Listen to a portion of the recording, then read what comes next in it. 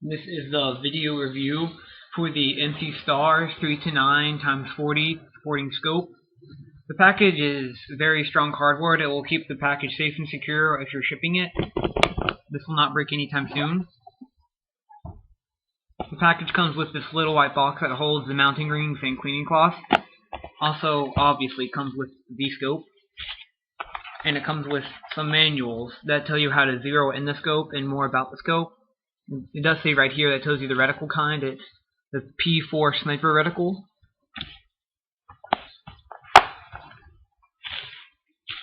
The scope comes in this nice bubble wrap package, which will keep the scope from breaking if you're shipping it or whatever you're going to do to get it.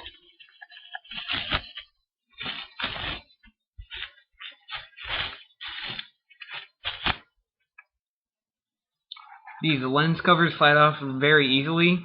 I would not recommend keeping them on during scenario or whatever you're doing, because they probably will fall off unless you keep them nice and tight. The front scope lens cover is clear, while the back lens cover is tinted green. I'm not sure why. I guess to make you think that you can use it at night. It doesn't really help that much though.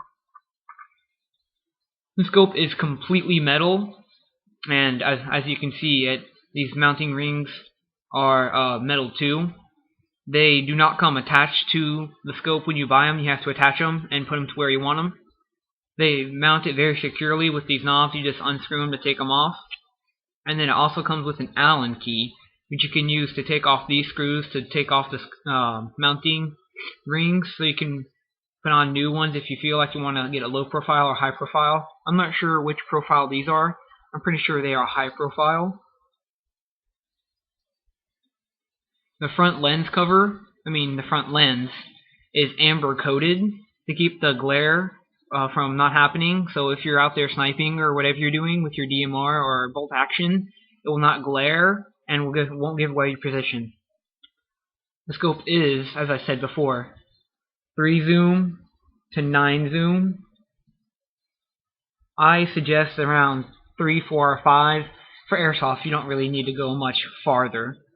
On 8 and 9 zoom, it does get a little blurry when something is closer when you're shooting at it, but if it's further away, it will not be as blurry. The scope is adjustable for windage and elevation. The elevation is the top knob, and the windage is the side knob. To get to the screws that will adjust for windage and elevation, you just twist off the caps like this.